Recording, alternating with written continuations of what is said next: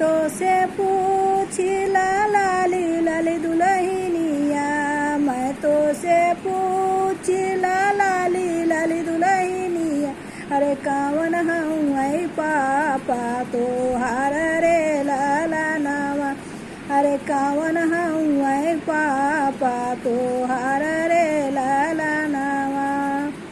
जिन बर तोहर हो परछन कईन, जिन बर तोहर हो परछन कईन, अरे उहे हूँ आई पापा हमार रे लाला नावा, अरे उहे हूँ आई पापा हमार रे लाला नावा।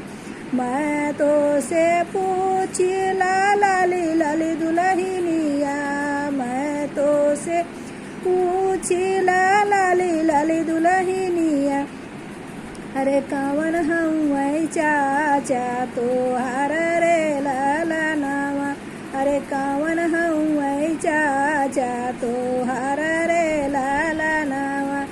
जिन बर तोहरा हो पौआ पखरन, जिन बर तोहरा हो पौआ पखरन, अरे उहे हूँ आई चाचा हमार रे लाला नावा, अरे उहे हूँ आई चाचा हमार रे लाला नावा।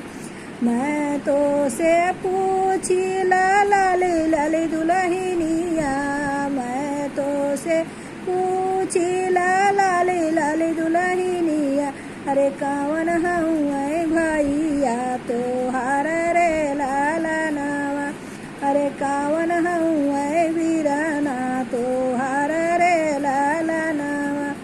जिन बर तोहरा हो लौआ परिछन, जिन बर तोहर हो लौआ परिछन, अरे उहे हूँ आई वीराना हमार रे लाला नावा, अरे उहे हूँ आई वीराना हमार रे लाला नावा। हाय दोस्तों, यह बेटी विवाह गीत कैसा लगा कमेंट करके ज़रूर बताएं। धन्यवाद।